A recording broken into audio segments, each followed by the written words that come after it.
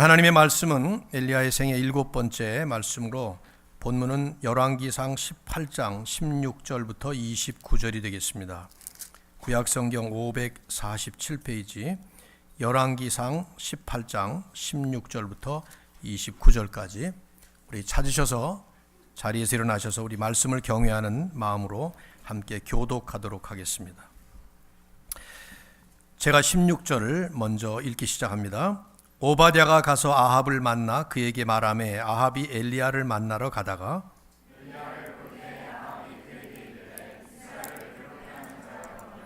그가 대답하되 내가 이스라엘을 괴롭게 한 것이 아니라 당신과 당신의 아버지의 집이 괴롭게 하였으니 이는 여호와의 명령을 버렸고 당신이 바알들을 따랐음이라.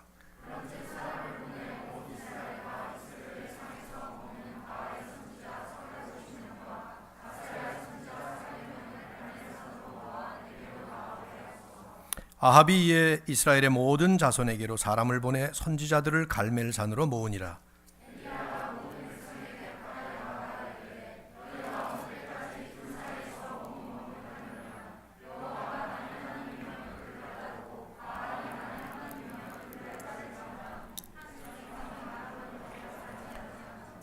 엘리야가 백성에게 이르되 여호와의 선지자는 나만 홀로 남았으나 바알의 선지자는 450명이로다.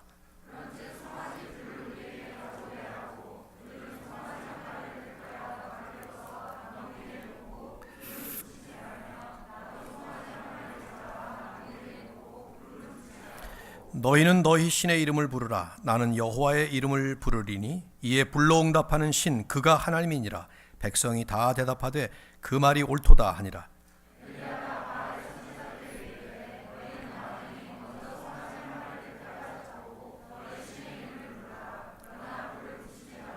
그들이 받은 송아지를 가져다가 잡고 아침부터 낮까지 바알의 이름을 불러 이르되 바알이여 우리에게 응답하소서 하나 아무 소리도 없고 아무 응답하는 자도 없으므로 그들이 그 쌓은 제단 주위에서 뛰놀더라.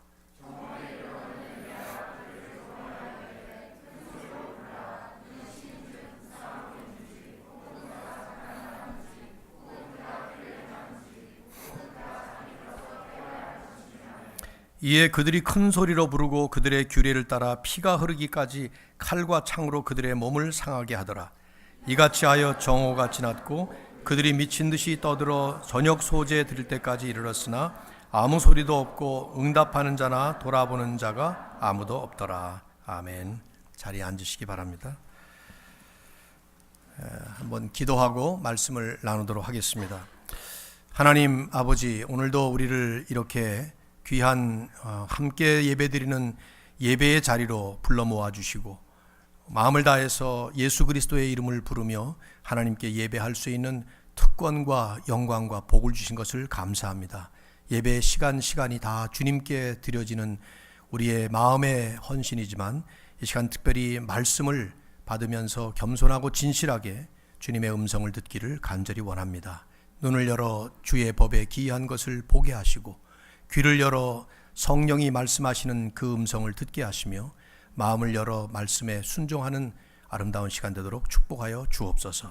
특별히 타락하고 혼탁한 이 시대에 우리가 어떻게 하나님의 말씀대로 살며 하나님을 높이며 하나님을 선포하는 삶을 살 것인지 이 말씀을 통해 건강한 도전이 이루어지는 시간 되도록 축복하여 주시옵소서.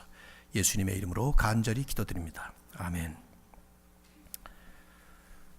스토리로 전개되는 성경의 본문들이 아주 많습니다. 우리가 내러티브라는 말을 쓰기도 하는데요. 이 스토리를 통해서 우리가 하나님의 말씀을 볼 때 그 스토리에 등장하는 인물에 대해서 우리가 이해를 바로 하려면 성경이 가지고 있는 신학적 전제 몇 가지를 기억할 필요가 있습니다. 아주 간단한 것이지만 중요한 전제들입니다. 한 세 가지를 말씀을 드린다면 첫째로 인간은 모두 죄인이다 하는 것입니다. 너무 자명한 일이죠. 성경은 아담 이후 태어나는 모든 인간들은 원죄를 갖고 태어나는 죄인들이다 하는 것을 아주 분명하게 우리에게 말씀해 주고 있습니다. 예외가 없습니다. 둘째는 그렇기 때문에 성경에 나오는 모든 인물들도 역시 죄성을 가진 죄인들이다 하는 것을 기억할 필요가 있습니다. 이들이 성경 본문 안에서 노골적인 죄를 보여주는 것은 말할 것도 없거니와 그렇지 않다 하더라도 암시적으로 보여주고 있고 심지어는 흠없이 보이는 사람들까지도 그 본문 안에서 그들이 보이는 그 흠없는 모습은 오히려 우리의 모델로 보기보다는 그 안에 죄성을 가진 죄인이라는 것을 우리는 가정할 필요가 있습니다. 세 번째는 성경을 대하고 있는 우리들 역시 죄인이다 하는 것이죠. 첫째, 모든 인간은 죄인이다. 둘째, 성경에 나오는 모든 인물들도 다 죄성을 가진 불완전한 사람들이다. 그리고 세 번째, 이 말씀을 대하고 이 사람들을 대하고 있는 우리들 자신도 역시 똑같은 죄인들이다 하는 것이 성경이 가지고 있는 전제인데, 이제 우리가 성경에 나오는 이 성경 본문을 보면서 이 성경에 나오는 인물들을 만날 때 그 인물들이 본문 속에서 어떤 부족한 면을 보이거나 악한 면을 보일 때 우리는 그 사람들이 나와 다른 특별한 어떤 다른 종류의 사람들이다라고 보는 것이 아니라 오히려 그 사람들 안에 있는 그 모습을 통해서 내 안에 있는 죄성을 볼 수 있어야 됩니다. 즉 그들의 모습이 곧 나의 죄성을 대변하고 있다. 성경이 그래서 우리에게 이 말씀을 지금 이렇게 보여주는 것이다. 그렇게 봐야 되죠. 오늘 본문을 보면 이 본문 속에는 세 부류의 사람들이 등장합니다.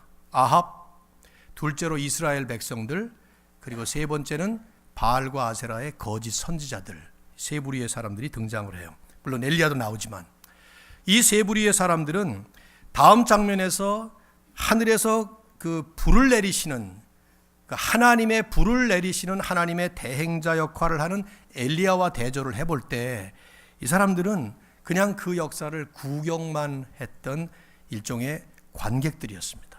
그래서 오늘 제목을 갈멜산의 관객들 이렇게 지어본 것인데요. 말하자면 하나님이 그 하나님을 선포하시고 세상에 알리시는데 엘리야를 선수처럼 사용하고 계셨다면 이 사람들은 그냥 그걸 구경만 했던 구경꾼들이다 하는 것이죠. 우리가 오늘 이 본문에서 이 세 부류의 관객들을 접하면서 우리는 이런 종류의 사람들이 따로 있다, 나 말고 다른 사람들이다 이렇게 보기보다는 뭐 그럴 수도 있겠지만은 오히려 성경은 우리에게 공통적으로 그들의 모습 속에 담겨져 있는 내 모습, 여러분의 모습을 보여주는 것이죠. 즉 그들이 보여주는 그 모습 속에 어떤 면이 내 모습과 닮은 것인가. 좀 더 정확하게 표현한다면 이들이 보여주고 있는 그 죄성이라는 것이 내 안에는 지금 어떻게 자리 잡고 있고 내 안에서는 지금 어떻게 드러나고 있는가 하는 것을 오늘 성경이 우리에게 보여주고 있는 것이죠. 우리에게 겸손함이 필요하고 또 솔직하게 말씀의 거울 앞에 자기 얼굴을 잘 보는 필요가 있는 그런 본문이에요. 첫 번째 관객은 아합이었습니다. 우리 지난 시간에 이어지는 거니까요. 엘리야에게 지시를 받은 오바댜라는 그 궁중을 맡은 사람이 아합에게 가서 이제 메시지를 전달했겠죠. 엘리야를 만났습니다. 근데 그 엘리야가 왕을 만나겠답니다. 이렇게 전달을 한 거예요. 어떻게 하시겠습니까? 그래서 아합이 엘리야를 찾아갔어요. 그래서 엘리야를 만납니다. 그런데 오늘 본문을 보시면은 엘리야를 만나자마자 아합이 내뱉는 말이 있어요. 자, 17절. 이스라엘을 괴롭게 하는 자여 너냐? 이것이 첫 마디였습니다. 무슨 말이에요, 이 말이? 지금 이스라엘 전체가 3년 동안 비가 내리지 않아서 심각한 기근의 괴로움을 겪고 있는 것이죠. 비가 내리지 않으니까 마실 물도 부족했지만 농사도 안 되고 뭐 여기저기 그냥 다 말라붙지 않았겠습니까? 그러니까 온 땅이 지금 괴로움에 빠진 거예요. 근데 그 괴로움의 원인, 즉 이 기근의 원인이 너에게 있는 바로 너 아니냐 하고 이렇게 지적을 하는 거예요. 아마도 아합은 그 생각에 이 기근의 원인이 엘리야라는 이 사람이 바알신, 자기가 섬기는 그 바알신이 비의 신이긴데 그 바알신 앞에서 무례하게 행동을 했기 때문에 바알신이 분노해서 비를 안 내린다고 그렇게 생각을 했는지도 몰라요. 하지만 사실은 누구 때문입니까? 아합 때문이죠. 자기가 하나님 대신에 바알을 섬겼기 때문에 하나님은 그걸 깨우치시게 하기 위해서 기근을 내린 거예요. 일종의 징계의 수단으로 지금 3년 동안 아합과 이스라엘 백성들을 전부 다 깨우치고 계신 것이죠. 근데 오히려 그 점을 깨닫기는커녕 그걸 깨우쳐 주려고 하는 엘리야에게 그 책임과 원인을 지금 돌리고 있습니다. 이스라엘을 괴롭게 하는 자여 너냐? 그 말을 듣고 엘리야가 대답을 해요. 18절. 내가 이스라엘을 괴롭게 한 것이 아니라 당신과 바로 너와 당신의 아버지 집이 쭉 내려왔던 6대조 전체가 다 여호와의 명령을 버렸고 당신이 바알을 따랐기 때문이다. 여기에 첫 번째 관객인 아합이 보여주는 모습이 있습니다. 죄성이 있어요. 뭐냐? 죄로 인해서 영적인 눈이 가려져 있는 죄인의 모습을 보여주고 있는 것이죠. 아합은 자신의 잘못으로 인해서 그 땅에 하나님의 기근이 임했지만 그 의미를 전혀 깨닫지도 못하고 보지도 못합니다. 3년 동안 기근 때문에 고생을 하고 결국 하나님께서 그걸 통해서 뭔가를 깨우치시려고 하고 있는데 오히려 그걸 깨닫지도 못하고 오히려 적반하장으로 그걸 깨우치고자 하는 선지자인 엘리야에게 그 모든 원인과 책임을 돌리고 있는 거예요. 남 탓을 하고 있는 거예요. 하나님의 선지자인 엘리야 때문이라고 착각하고 있는 것입니다. 왜 그렇습니까? 그냥 한마디로 간단하게 축약한다면 죄 때문이죠. 그 죄의 눈이 어두워서 안 보이는 거예요. 왜냐하면 죄라는 것은 우리의 영의 눈을 가리우는 특징을 가지고 있죠.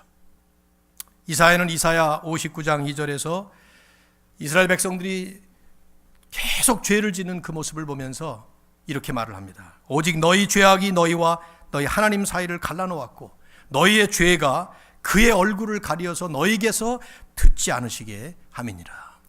죄 때문에 너희 눈도 가려졌고 그 죄 때문에 하나님과 너희 사이가 갈라져 버렸고 그 죄 때문에 너희는 지금 이런 처지에 이르게 됐다. 그렇게 말을 한 것이죠. 세상이 하나님을 믿지 않을 때 여러분 왜 믿지 않는다고 생각하십니까? 하나님을 믿을 만한 증거가 부족하기 때문일까요?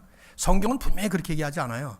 하나님을 믿을 만한 증거가 온 천지에 가득하다고 로마서 1장 같은 데 보십시오.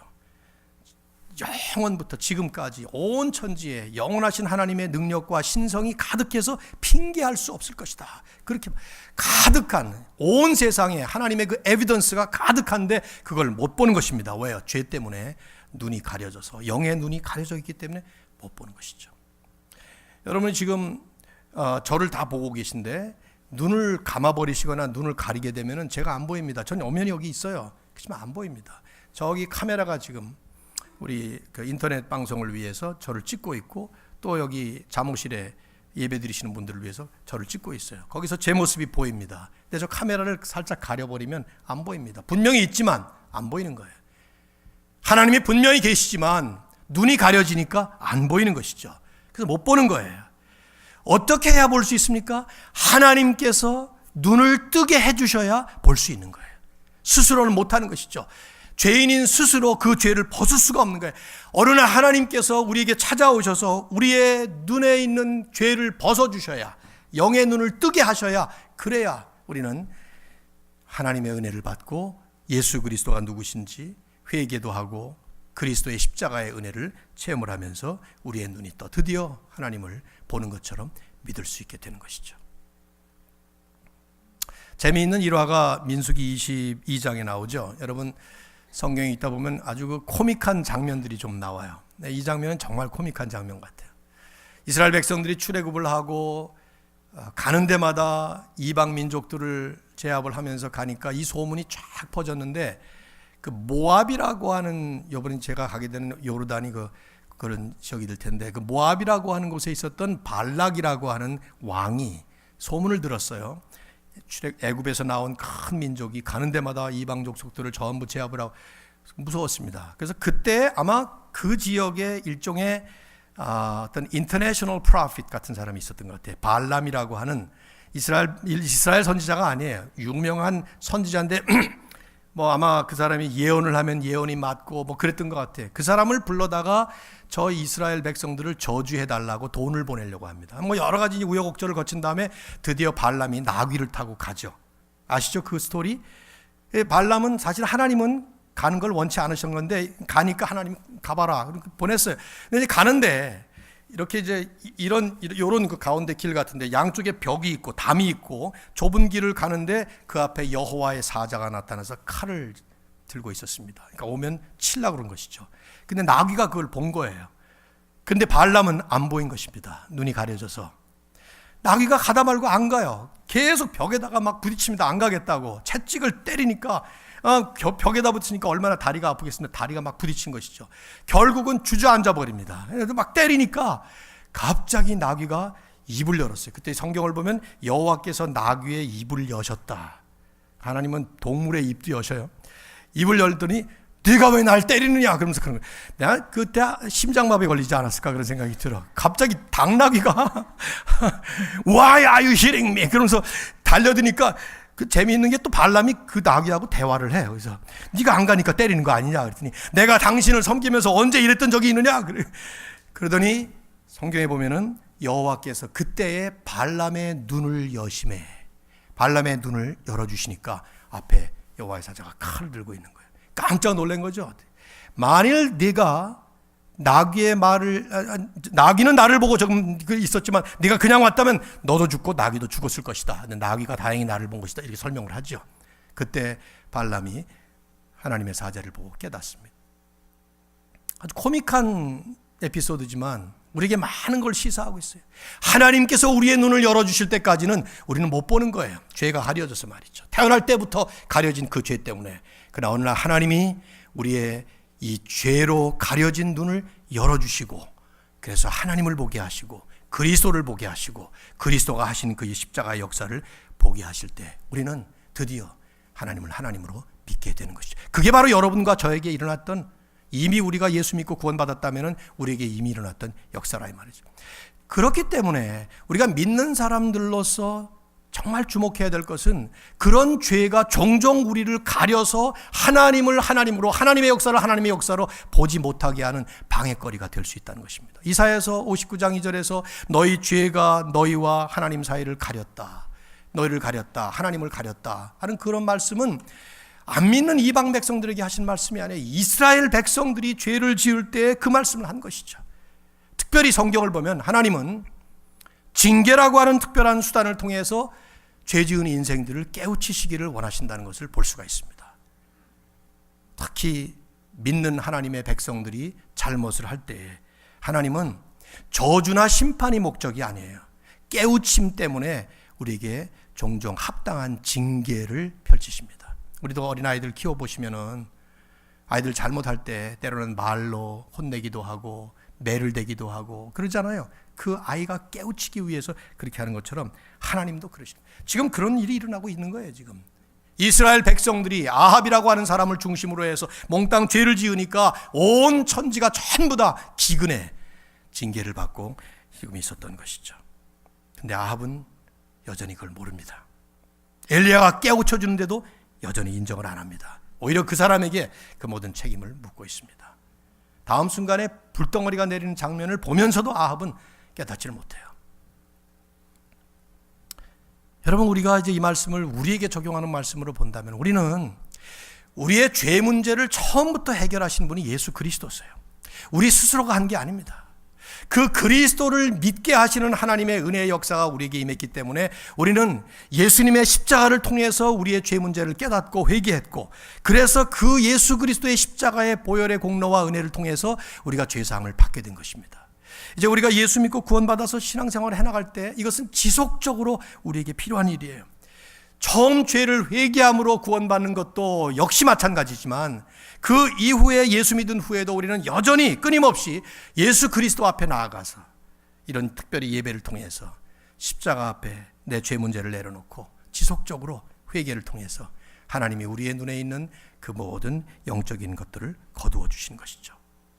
이것은 그리스도의 십자가가 한 번으로 부족해서가 아니에요. 속죄는 한 번으로 완전한 것입니다. 그러나 그 완전한 한 번의 그리스도의 속죄하심이 우리를 여전히 지속적으로 변화시키시는 유일한 비결이기 때문에 우리는 끊임없이 십자가를 향해서 나아가는 것입니다. 4월이 되면 특별히 이제 그 십자가를 기념하는 고난주간 부활주일이 다가오잖아요. 하나님 앞에서 아합과 같은 이런 모습이 우리에게 조금이라도 있다면 다시 한번 깨닫는, 특히 하나님이 나에게 하나님의 방식대로 허락하시는 어떤 징계가 있는 것 같다 싶으면 그 가운데서 남을 탓하거나 다른 사람에게 돌린 것이 아니라 오히려 십자가 앞에 겸손하게 내려놓고 하나님을 볼 수 있는 그런 시간이 될 수 있기를 바랍니다. 시편 119편 18절 말씀, 여러분이 큐티 같은 거 할 때 꼭 책상 앞에 적어 놓을 만한 말씀이에요. 이렇게 기도하고 있죠. 내 눈을 열어서, 하나님께 기도하는 것입니다. Open my eyes. 주의 법에 기이한 것을 보게 하소서. 하나님께서 내 눈을 열어주셔서 주님의 법에 기이한 것, 하나님의 역사에 기이한 것을 볼 수 있게 해 주시옵소서. 우리 모두에게 임하시는 주님의 축복이 되시기를 진심으로 바랍니다. 엘리야가 아합에게 제안을 해요. 19절을 보시면, 사람을 보내서 모든 전 이스라엘과 이세벨의 상에서 먹는 바알의 선지자 450명, 아세라 선지자 400명을 갈멜산으로 전부 다 오게 하십시오, 얘기를 합니다. 아마 그 당시 전국적으로 바알, 아세라 이걸 섬기는 그 선지자들이 850명이었던 것 같아요. 바알은 450, 아세라는 400명. 바알은 가나안의 주신입니다. 그러니까 주인공격 신이라 이 말이죠. 아세라는 그 바알의 짝이었습니다. 여자 짝. 그래서 그 당시에 그 가나안에서는 바알과 아세라가 성행위를 할 때 비가 내린 것이다, 그렇게 믿었던 것이죠. 좀 씩하죠. 근데 이제 그리스 신화 같은 거 보면 이 데미갓들이 많이 나와요. 뭐 신적 존재인데도 반은 사람이고 또 사람하고 또 무슨 일을 하고 이런 것들 수없이 많이, 아마 그 당시에 지금도 그런 것 같습니다만은 이방 종교들의 한 특징이 아닌가 생각되는데, 바알과 아세라가 이제 그런 존재들이죠. 그래서 언제나 바알과 아세라가 같이 짝으로 등장을 합니다. 왜 갈멜산으로 모이도록 했는가? 갈멜산은 지금의 하이파라고 하는 곳인데 해발 한 600m 정도 되고, 그 위에 올라가면, 전 가보진 않았습니다만은 상당히 이 지중해가 내려다 보이는 그런 아주 아름다운 경관을 볼 수 있는 그런 곳이라는데, 중요한 건 그 당시 갈멜산이 바로 바알의 본부였어요. 일종의 본산지 같은 그런 곳이었던 것이죠. 그러니까 갈멜산으로 나오라 하면은 바알 선지자들에게는 유리한 거 아니에요. 홈그라운드니까. 거기 몇백 명이 모여가지고 이제 엘리야와 한판 대결을 할 판이죠. 그래서 아합도 흔쾌히 승낙을 한 거예요. 아무도 반대하지 않습니다. 전부 동의합니다. 20절, 아합이 이에 이스라엘의 모든 자손에게로 사람을 보내 선지자들을 갈멜산으로 모으니라. 이스라엘 모든 자손들에게 전부 다 보냈다는 얘기는, 이스라엘이 이제 북방 이스라엘이니까 남방의 유다 지파는 아닐 것이고 북방에 있는 모든 한 10개의 지파들을 전부 다 통보했던 것 같아요. 전국적으로 여기저기서 지방에서 섬기는 바알과 아세라 선자들을 모았죠. 22절을 보니까 450명이 모인 것 같습니다. 그렇죠? 한 가지 궁금한 것은 이세벨은 왜 안 나왔을까, 그런 생각이 들어요. 전 뭐 쓸데없는 질문 같기도 합니다만은 꼭 쓸데없지 않아요. 궁금해요. 이세벨이 안 나왔을까? 이 이세벨이 장본인이거든. 이 귀신들 전부 선지자들을 데리고 있는 게 이세벨이란 말이에요. 갈멜산에 불덩어리 내린 장면을 이세벨은 못 봐요. 제 그냥 추측으로는 그까지는 엘리야 한 놈쯤이야. 내 바알 선지자 몇백 명이 나가서 상대하면 되지만 나까지 거기에 친히 등장할 필요가 있겠나, 이런 생각을 했을 가능성이 높을 것 같아요. 어쨌든 오늘 본문은 여기 모이는 백성들에게 시선을 모읍니다. 백성들이 총 몇 명이 모였을까요? 상상해 보십시오. 한번 추산해 보세요. 나중에 40절에 가서 보시면은 그 모였던 450명의 거짓 선지자들이 몽땅 다 백성들에게 맞아 죽습니다. 450명을 때려 죽이려면 군중의 숫자는 몇 명이 돼야 될 것 같아요? 한 사람 죽이는데 한 10명 잡으면 4,500명이 될 거고, 그러니까 엄청나게 많은 숫자가 모였던 것이죠. 갈멜산에 가득 찬 이 구경꾼들로 모인 이스라엘 백성들을 상상해 보십시오. 11명, 22명이 축구를 하지만은 수만 명이 모여가지고 구경하는 것처럼 그렇게 모인 거예요, 지금. 이 두 번째 관객들을 향해서 엘리야가 외치는 소리를 들어봐야 돼요. 21절 다 같이 읽습니다. 함께. 시작. 엘리야가 모든 백성에게 가까이 나아가 이르되 너희가 어느 때까지 둘 사이에서 머뭇머뭇하려느냐? 여호와가 만일 하나님이면 그를 따르고 바알이 만일 하나님이면 그를 따를지니라 하니 백성이 말 한마디도 대답하지 아니하는지라. 여기 두 번째 관객인 이스라엘 백성들이 보여주는 모습이 있습니다. 그것은 참된 신이신 하나님과 거짓 신인 세상 신 사이에서 방황하고 또 혼돈에 빠진 이런 모습을 보여주고 있죠. 우리식으로 표현한다면 기회주의자들이라고 할까요? 신학적으로 표현하면 혼합주의적인 신앙, 아주 실용적이고 현실적이지만 그런 모습에 빠져 있는 것을 보여줘요. 여기 우리가 주목할 만한 표현 하나는요, 머뭇이라고 표현된 말이에요. 우리말에 의태어라고 하나요? 그런 것을. 근데 이제 이 히브리어의 원 모습은 술 취한 사람이 비틀거리면서 걸어가는 모습을 표현할 때 쓰는 말입니다. 여러분, 술 취한 사람, 아주 만취된 사람이 걸어가는 모습 보신 적 있습니까? 여기서 이제 운전하고 만일에 술 먹고 하다 보면 DUI에 걸리죠. 그럴 때 이제 경찰이 측정하는 방법이 운전수 보고 내리라 그래서 한번 걸어보라 그러잖아요. 당해보신 분 있나요? 걸어보라고요? 저는 다행히 아직 한 번도 안 당해봤는데, 하여튼 걸어보라 그러면은 어떻게 걷습니까? 그런 사람들이 똑바로 가질 못해요. 왼발 디딜 때는 이쪽으로 빠졌다가 오른발 디디면 이쪽으로 가고, 그래서 왔다 갔다 이렇게 하는 것이죠. 그런 거예요. 지금 그런 모습. 엘리야가 지금 백성들에게 하는 말은 너희가 어느 때까지 왔다 갔다 갈팡 질팡 비틀 하면서 이렇게 가겠느냐 이 말이에요. 하나님이, 여호와가 하나님이시면은 그를 따르고, 바알이 하나님이면 그를 따를 것이지 왜 왔다 갔다, 한 번은 이쪽에 갔다가 한 번은 이쪽에 갔다가, 한 번은 하나님 붙잡았다가 또 한 번은 바알을 붙잡았다가 양쪽을 다 짚고 그렇게 가느냐, 그렇게 얘기를 하고 있는 것이죠. 왜 그랬을까요? 왜 이스라엘 백성들이 그랬을까? 이스라엘 역사를 보면 이스라엘 백성들이 엄밀히 하나님을 떠난 적은 없었던 것 같아요. 선지자들이 하는 말씀들을 보면 언제나 여호와 하나님을 섬기기는 섬겼습니다. 그런데 동시에 또 다른 우상을 섬기고 또 다른 거짓신을 섬겼습니다. 지금 여기서는 하나님과 바알을 함께 섬기고 있었던 것이죠. 왜 그랬을까? 아합이 무서워서 그랬을 가능성이 있죠. 안 그러면 후환이 두려우니까, 용기가 부족해서 그랬을 수도 있을 것 같은데, 제 생각에 만일에 그것을 엘리야가 진단한 내용이라면은 엘리야는 이런 식으로 말하지 않았고 용기를 내라, 나를 따르라, 막 이런 식으로 말을 했을 것 같은데, 너희가 어느 때까지 양쪽에서 이렇게 머뭇 왔다 갔다 하겠느냐 하고 질문한 그 질문을 가만히 보면 이들이 충분히 그 둘 중에 하나를 선택할 수 있었다는 것을 가정하고 말씀한 것이죠. 아합이 너무 세력이 강하고 너무 사악한 포악스러운 그런 정치를 통해서 강제적으로 이들을 그랬다면 엘리야가 백성들에게 이런 말을 할 수가 없죠. 어떻게 하겠어요? 그들도 속수무책이죠. 그러나 충분히 백성들이 할 수 있었는데 그러지 않고 있었으니까 엘리야는 이런 얘기를 했었던 것 같아요. 그렇게 보면 자기들의 유익 때문에 그러지 않았을까요? 혹은 대세에 그냥 따라가는 그런 모습 때문에 그러지 않았을까요? 정확하게는 우리가 알 수가 없어요. 하지만 중요한 것은 엘리야는 이 가운데 하나를 선택해야 된다. 선택을 촉구하고 있습니다. 하나님이면 하나님이면 하나님 따르고, 바알이 하나님이면 바알을 따라야지. 둘 다는 안 된다. 왜? 하나님은 이것을 아주 싫어하셨기 때문이죠. 그래서 대단히 심각하게 질책하셨습니다. 제가 생각할 때는 그런 것 같아요. 결혼을 하려면 하고, 용택이하고 우리 민주처럼 하려면 하고, 안 하려면 안 해야지. 결혼을 해놓고 딴짓을 하면 어떻게 됩니까? 두 사람을 제가 예를 들지 않게, 너무 좋은 사람들이니까, 결혼한 남자가 이 여자 저 여자, 말이 돼요 그거? 결혼한 여자가 이 남자 저 남자, 말이 안 되는 일이거든요. 이것은 결혼을 하면 그 결혼하는 순간에 우리에게는 뭐가 주어집니까? 커밋먼트가 주어지는 거예요.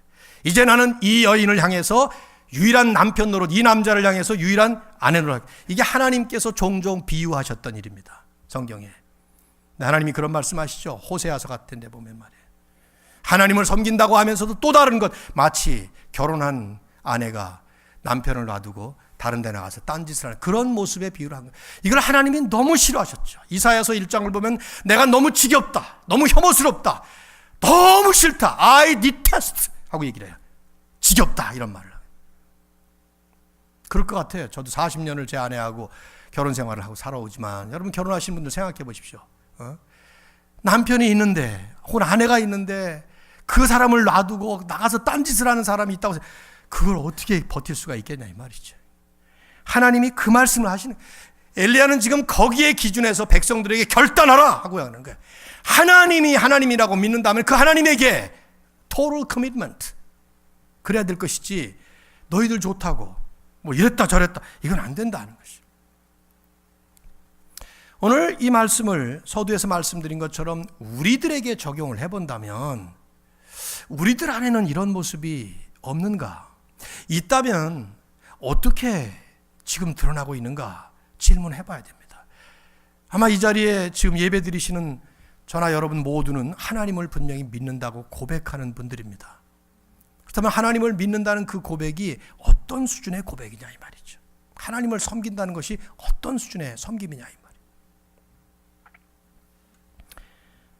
혹시라도 우리 안에 하나님과 또 내 나름대로의 어떤 우상 사이에서 방황하고 있다면, 하나님의 나라와 세상 나라 사이에서 왔다 갔다 하고 있다면, 진리와 비진리 사이에서, 의와 불의 사이에서 우리가 종종 실용적인 차원의 어떤 선택을 하고 있다면 하나님은 분명히 너희도 선택하라 그렇게 말씀을 하실 겁니다.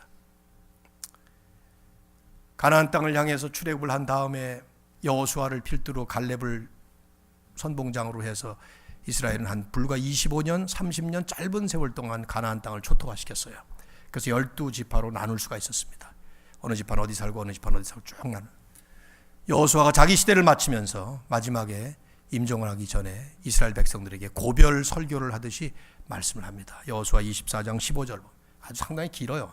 그 중에 한 절 특별히 여러분이 새길 만한 절이 나오죠. 거기 이렇게 말해요.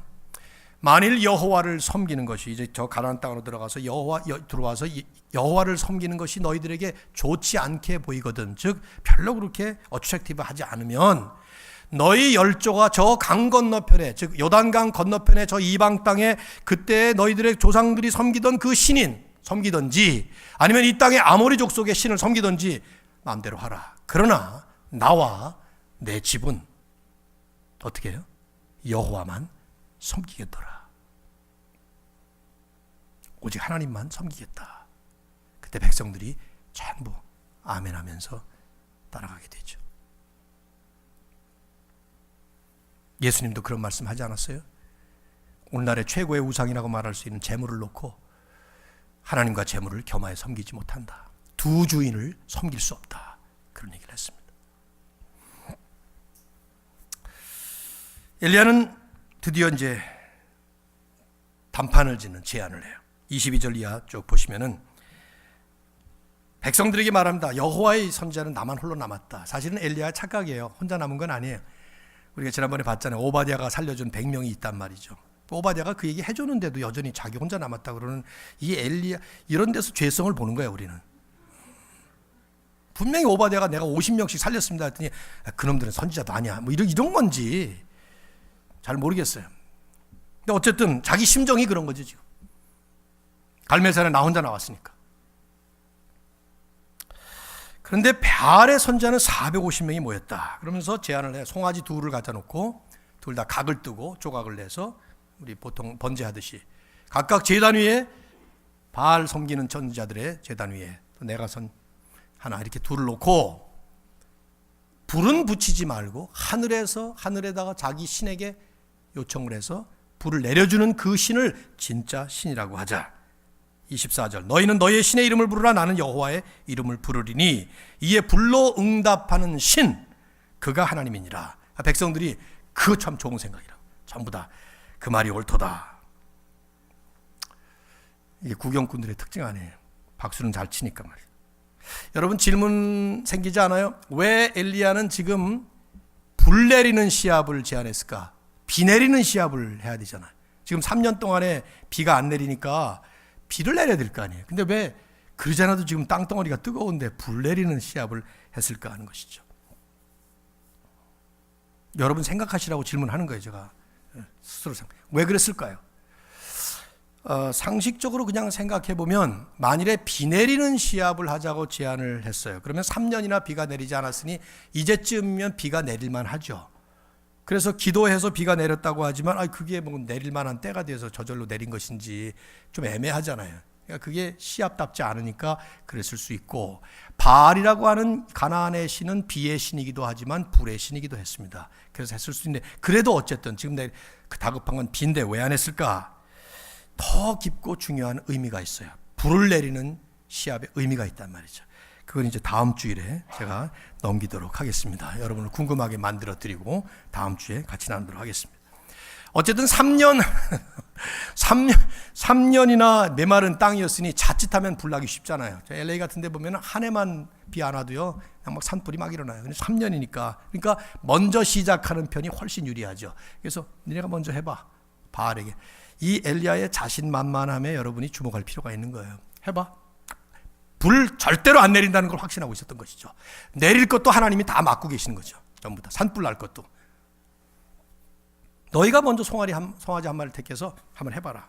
자, 25절, 26절부터 쭉 나오는 내용을 보면 이제 이 사람들이 하루 종일 지금 불 내리는 노력을 합니다. 송아지를 잡고 아침부터 낮까지 26절에 바알의 이름을 바알이여 바알이여 우리 응답하소서 막. 그런데 아무 소리도 없고 아무 응답하는 자도 없으므로 그 제단 주위에서 뛰놀더라. 정오가 지날 때까지 감감무소식에. 그러니까 엘리야가 그 다음 장면을 보시면 27절 보면 야, 좀 더 큰 소리로 불러라. 니네 신이 지금 잠자고 있는지 어디 여행 갔는지 베이케이션 갔는지 지금 이 성경을 자세히 읽어보시면 용변 보러 갔는지 그런 말도 나와요. 우리말에는 그 말을 좀 완곡하게 해석을 했지만 어쨌든 저녁 때까지 아무 소리가 없었어요. 29절 마지막에 보세요. 아무 소리도 없고 응답하는 자, 돌아보는 자가 아무도 없다. 성경이 강조하는 것은 26절에 2번, 29절에 3번 아무 소리도 아무 반응도 아무것도 일어나지 않았다 하는 것을 보여주죠. 뭡니까? 완전히 허상이라는 거예요. 여기 세 번째, 바알과 아세라를 섬기는 거짓 선지자들이라는 이 관객들이 보여주고 있는 그 모습은 헛된 신, 전혀 아무것도 없는 헛된 허상을 참된 신이라고 착각하고 믿으면서 따라가고 있는 바로 그 모습을 보여주는 것이죠. 바알은 불을 내리지 못하는 헛된 신이었어요. 비 한 방울 내리지도 못하고, 비는 무슨 비입니까? 이슬 한 방울도 내리지 못하는 헛개비에 불과했다 이 말이죠. 근데 그럼에도 불구하고 이 바알을 신으로 모시고 신으로 믿고 이 허상을 신으로 세상에 선포하면서 완전히 착각과 환각 속에 빠져 있는 이 거짓 선자들의 이 모습, 이건 결코 지금 이 현장에 있는 이 사람들의 모습만은 아니에요. 오늘날도 여전히 지금까지 계속해서 반복되고 있는 하나님 없는 인간 세상의 모습인 것입니다. 참되신 하나님이 신이 아니고 하나님처럼 여겨지는, 아니 자기들이 만들어 놓은 자기 나름대로의 수많은 헛된 허상을 우상으로 섬기고 살아. 바울은 고린도 후서 4장 4절에 이런 말을 했어요. 제가 자주 인용하는 말씀 같은데, 이 세상의 신이 믿지 아니하는 자들의 마음을 혼미하게 하여 그리스도의 영광의 복음의 광채가 비치지 못한다. 거기서 바울이 얘기하는 이 세상의 신, the God of this world라는 그 표현은 정말 이 세상에 하나님 말고 다른 신이 있다는 뜻이 아닙니다. 하나님만이 유일한 신이에요. 우리 모두가 다 인정하고 있는 것처럼 하나님만 the only true God, 하나님이신데 하나님처럼 신처럼 가장하거나 신처럼 사람들이 모시거나 신처럼 그렇게 착각하고 있는 그런 종류의 신, 그것 때문에 세상 사람들의 마음은 혼미해져서 그리스도의 영광의 복음의 광채를 보지 못한다는 것이죠. 바울은 같은 서신인 고린도후서 11장 14절에서는 사탄이 광명한 천사로 스스로를 가장한다는 표현도 썼어요. 광명한 천사, angel of light, 아주 찬란하게 빛나는 그런 천사 자기를 가장해서 그 사람들에게는 너무 찬란해, 너무 멋있어요, 너무 그럴듯한 그런 모습으로 사탄이 가장을 한다는 그런 말씀도 하고 있습니다. 여러분, 예수 믿고 있지만 우리가 사는 세상이라는 현장은 천국이 아닙니다. 여전히 죄가 난무하고 하나님께서 허락하신 범위 내에서 이 세상의 온갖 종류의 거짓된 악한 하늘에 있는 악령들이 날치는 그런 세상입니다. 그렇기 때문에 믿고 있다고 하지만 믿는 우리들도 이런 삶이 진행되고 있는 세상 속에 살고 있기 때문에 자칫하면 우리들도 이 사람들처럼 허상을 쫓아갈 가능성이 없지 않아 아주 큽니다. 예를 들면 리차드 포스터 같은 사람이 썼던 좋은 책 있죠. Money, Power, Sex 이런 책. 우리말로도 그렇게 번역됐겠죠 아마. 돈, 권력, 섹스? 그렇죠? 그런 걸 거야 아마. 저기 리차드 포스터라고 하는 이 퀘이커 출신의 경건주의 작가는 오늘날 현대인의 허상, 현대인이 마치 하나님처럼 섬기고 쫓아가고 있는 그 세 가지를 money, 돈, power, 권세, 힘, 그리고 섹스, 쾌락, 이 세 가지를 얘기했습니다. 돈이라는 허상에 미친 사람들이 얼마나 많습니까? 권세라는 허상에 미쳐서 그 많은 공부를 하고 정치 세계에 들어가서 그 권세 하나 붙잡겠다고 거짓말하고 겉멋을 이런 일이 얼마나 많이 있습니까? 쾌락, 얼마나 많은 청소년들과 젊은이들이 그 잠깐 순간에 짜릿한 말초신경을 자극하는 그것을 향해서 약을 먹고 뭐 별별 일들을 다 하는 것이 얼마나 우리 세상에 지금 흔한 일이냐 이 말이죠. 근데 중요한 건 이런 세상을 향해서, 이런 세상 안에서 세상의 소금, 세상의 빛으로 우리를 세우셔서 하나님의 영광을 나타내고 하나님의 살아계심을 보여주어야 될 우리들조차도 자칫하면 세상 속에 있다 보니까 우리도 그것이 마치 하나님과 같은 그런 존재인 것처럼 착각에 빠질 때도 있을 수 있다는 것이죠. 머리가 좋고 하면 할수록 학문의 그 깨달음을 너무나도 좋아해서 공부를 많이 하시는 건 좋아요. 근데 머리도 나쁘고 돈도 없고 부모님들은 고생하시고 공부도 지겨운데 학벌이 필요해. 그럼 뭡니까 그것은? 학벌 귀신에 붙은 것이죠.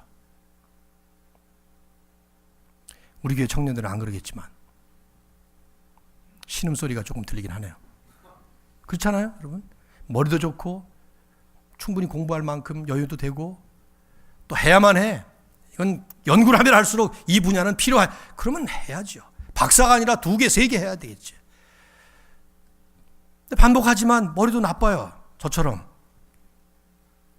나는 그래서 첫 번째 대학에 떨어졌어요. 돈도 없어요. 그러니까 재수도 할 수가 없어요.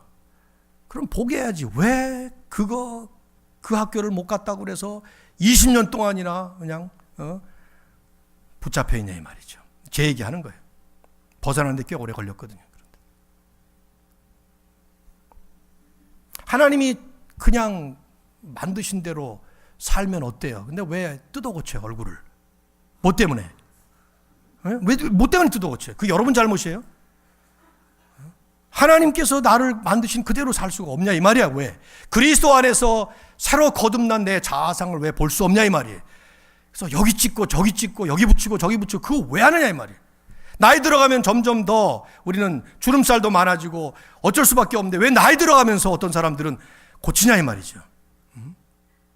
배우들 같은데 어떤 사람 보면은 나이가 들 만큼 들었는데 보니까 얼굴이 완전히 20대 얼굴, 그다음 어느 날 갑자기 귀신처럼 바뀌는 얼굴들이 종종 TV에서 나오지 않습니까? 지난번에 어떤 사람도 그렇게 나왔던데 말이죠. 그 왜 그랬습니까?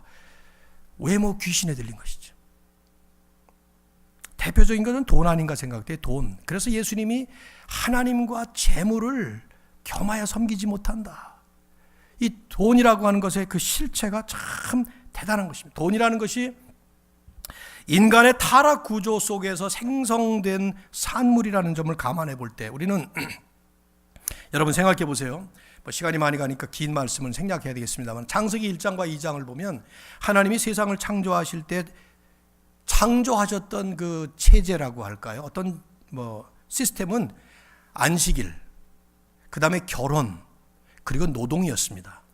사람이 일해서 그냥 먹도록 그렇게 한 것입니다. 그래서 그 노동의 기본 원리로 시편 128편 1절처럼 자기 손이 수고한 대로 먹을 것이다. 열심히 일하면 많이 먹고 적게 일하면 못 먹고 그런 간단한 원리를 세워놓으신 거예요. 근데 인간이 타락하면서 죄 때문에 타락하면서 그 인간의 죄성인 욕심의 기초에서 근본적인 변화가 일어나기 시작했습니다.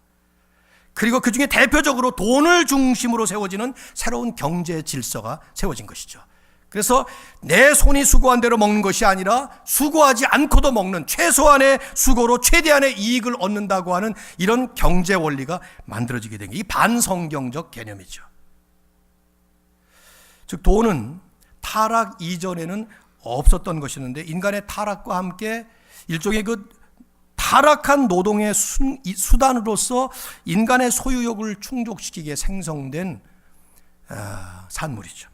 그렇게 돈이 탄생한 것이기 때문에 앙드레 비엘레라고 하는 그 프랑스 작가의 말에 의하면 죄의 영향과 사탄의 활동으로 말미암아서 타락 구조 안에서의 돈은 죄인인 인간의 마음속에서 하나님을 대신하게 되었고 악의 도구가 되어서 사탄과의 협력을 통해 창조 세계를 지배하고 있다 라고 말을 했어요. 돈을 우리가 너무 나이브하게 순진하게 그건 그냥 교환 수단이다. 내가 돈을 줄 때 뭔가를 이렇게 받는 그 수단이다. 이렇게만 생각했다가는 성경이 보는 견해하고는 틀린 것입니다. 원래 하나님이 주신 재물은 그렇지 않았습니다. 그러나 타락한 이후에 죄가 들어온 이후에 돈은 더 이상 중립적 존재가 아니라 다분히 하나님과 대적할 만한 파워를 가지고 있는, 그래서 만몬이라는 단어를 특별히 쓴 거예요. 예수님은 You cannot serve both God and mammon, 이 단어를 쓴 것이죠. 특별한 단어를 쓴 거예요. 마치 그 의인화, personify 시켜가지고 어떤 그 존재처럼 그렇게 설명을 한 것이죠. 그게 이제 여러분 아주 적나라하게 드러나는 것이 초대교회의 아나니아 삽비라 사건인데, 초대교회 다 성령 충만한 가운데 다들 나와서 어려운 사람들을 도와주라고 자기 재물, 돈 다 막 갖다 바칠 때 아나니아와 삽비라는 사람이 자기가 팔고 난 다음에 얼마를 감췄던데, 그때 성경이 너희들은 왜 돈을 감췄냐? 돈을 지적하지 않습니다. 성령에 충만했던 베드로는 뭐라고 했는가 하면 너희가 어찌하여 사단에게 빠져 성령을 속이고 거짓말을 하느냐, 그렇게 말합니다. 그 액션 속에, 그 과정 속에 영락없이 이 돈이라고 하는 상당히 심각한 하나님과 대적하는 이 요소가 그들을 사로잡고 있었던 것을 보여주고 있죠. 초대교회가 기하급수적으로 폭발적인 부흥을 하는 가운데 하마터면 와해될 뻔했던 아주 결정적인 사건이 이 사건이었어요. 그때 성령과 사탄은 돈을 놓고 그런 식으로 대치하고 있었던 것이죠. 저는 우리가 너무 쉽게 나는 하나님 섬기지 돈 섬기지 않는다라고 말하는 것 같은데, 성경은 돈에 대해서 훨씬 더 노골적이고 아주 격렬한 표현들을 씁니다. 예수님께 제자들이 부자가 하늘나라에 갑니까? 하고 질문하면 이왕이면 예수님 잘 믿고 그 돈을 선하게 벌어서 많은 사람들에게, 어려운 사람들에게 나눠줄 그런 사람들은 천국에서도 상을 받는, 이렇게 말씀을 좀 덧붙여 주시면 얼마나 좋아요. 예수님은 한마디로 뭐라 그러셨어요? 부자가 천국 가 낙타를 바늘구멍에다 넣어봐라. 그거보다 더 어렵다. 낙타를 바늘구멍에 어떻게 넣습니까? 그러면 그 말은 무슨 말이냐면 It's impossible. 그 말이나 마찬가지예요. 근데 그 과장법이거든요. 천국에 가면 분명히 부자로 살던 사람 많이 있을 거예요. 그러니까 그 과장법인데, 과장법은 어떤 포인트 하나를 강조하기 위해서 그렇게 하는 거예요. 위험을 무릅쓰고, 그 잘못하다간 그것이 과장이 심해서 거짓말이 될 위험성을 무릅쓰고라도 이 포인트를 강조해야 되기 때문에 그 얘기를 한 것인데, 예수님 그렇게 말씀하신 거예요. 돈과 하나님 함께 못 섬긴다. 하나님과 쌍벽을 이루는 rival gods이라고 리차드 포스터는 얘기를 했어요. 저도 은퇴하면서 종종 제게 찾아오는 anxiety problem 하나가 내가 뭘 먹고 살지? 이런 생각이 든단 말이죠.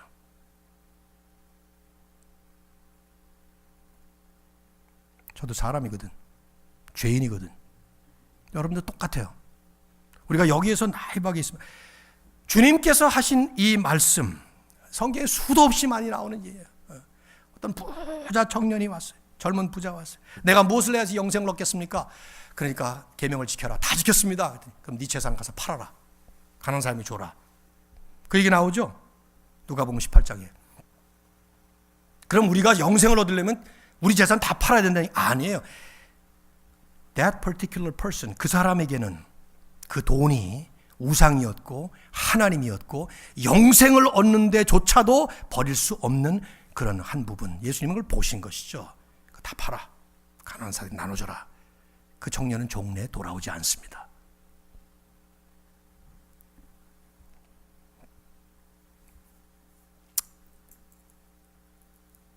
세 부류의 관객들, 아합, 백성들, 거짓 선지자들, 이 세 부류 속에 우리의 모습이 있다면 우리는 그렇다면 어떻게 해야 되겠는가?